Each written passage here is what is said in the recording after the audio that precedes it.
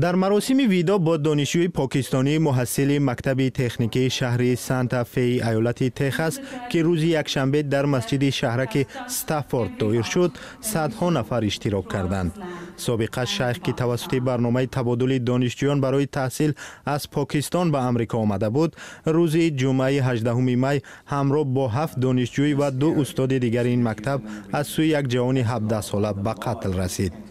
میری شهر هیوستون سیلوستر ترنر در مراسم اشتراک کرد و از منبر مسجد گفت که سابقه میخواست دیپلمات شود. حتی بعد وفاتش هم سابقه شیخ به خاطر تحکیم روابط پاکستان و آمریکا به ویژه در منطقه هیوستون سهم میگیرد. سابقه شیخ میبایست بعد 3 هفته به وطنش برگردد. اهل عائله او نتوانست به آمریکا سفر کند، ولی نقشه دارند که مراسم جنازه او را در زادگاهش شهر کراچی پاکستان دایر نمایند. پلیس میگوید دیمیتریوس پاگاورتزیس اعتراف کرد که مسئولیت کشتار 8 دانشجوی و 2 استاد بر دوش اوست، ولی مقامات درباره انگیزه این کشتار دست جمعی چیزی نمیگویند.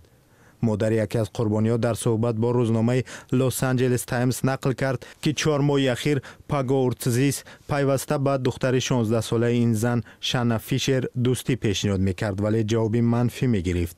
این زن تخمین کرده است احتمال همین رد دوستی جوان 17 ساله را به کشتار دست جمعی هدایت کرده باشد.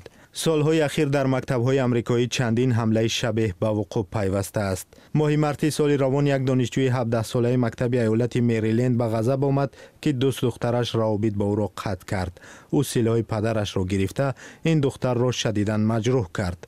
سال 2014 در ایالت کالیفرنیا الیوت راجرز 22 ساله 6 کس را به قتل رساند. پیش از حمله او در شبکه یوتیوب نواری را نصب کرد که در آن دلسردی از زنان را ابراز نموده بود.